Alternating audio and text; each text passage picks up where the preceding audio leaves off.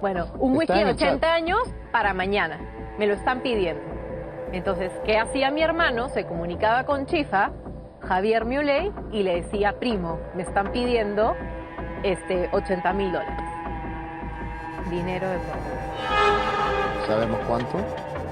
Aproximadamente $1 millón. Wow. ¿A quién se le entregó este dinero?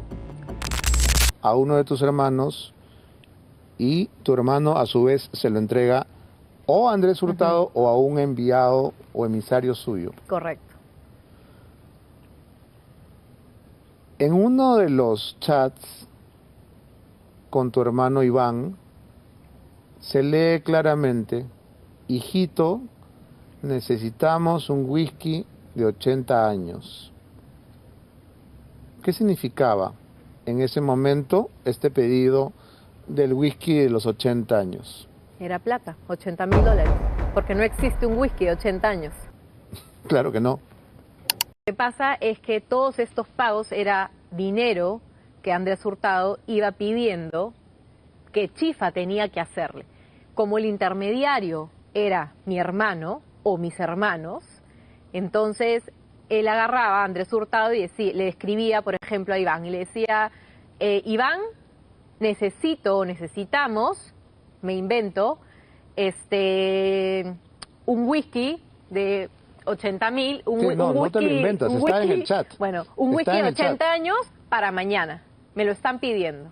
Entonces, ¿qué hacía mi hermano? Se comunicaba con Chifa, Javier Muley, y le decía, primo, me están pidiendo $80.000.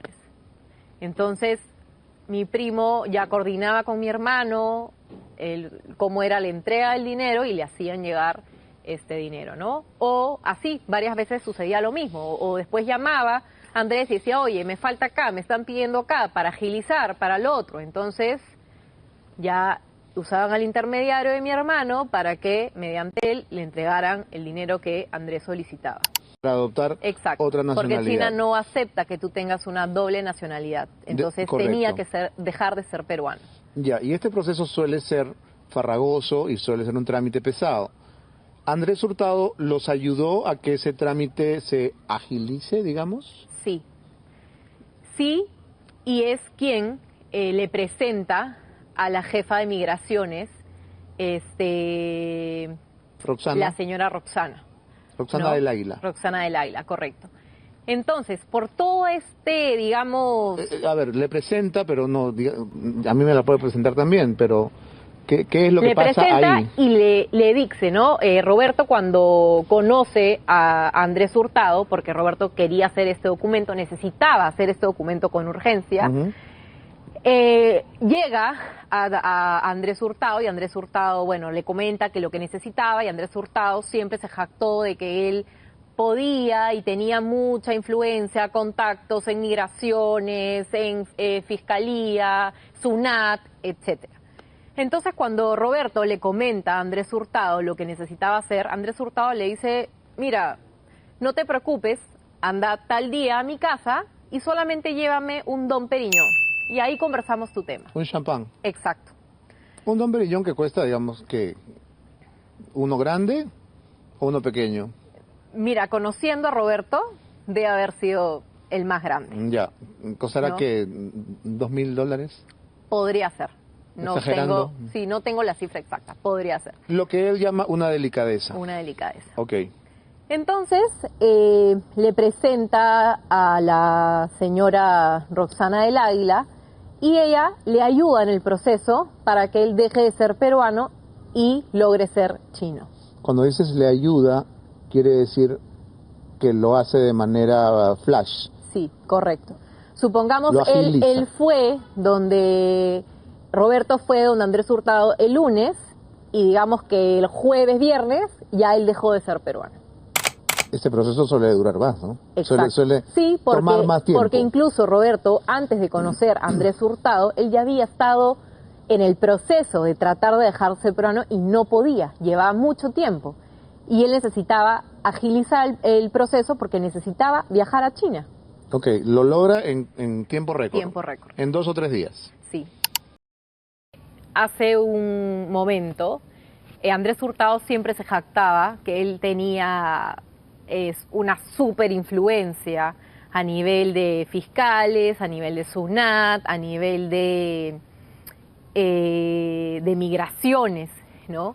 Entonces, Andrés, cuando llega a saber que uno de mis primos, o uno de los Muley, tenía un proceso de lavado de activos, ¿Se le prende el foco, digamos?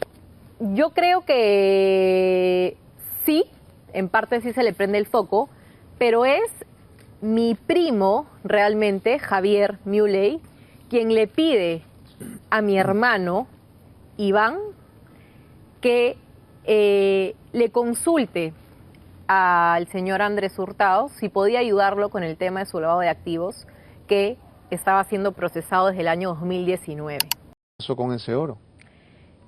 Oh, sorpresa, en el 2022 le devuelven la carga.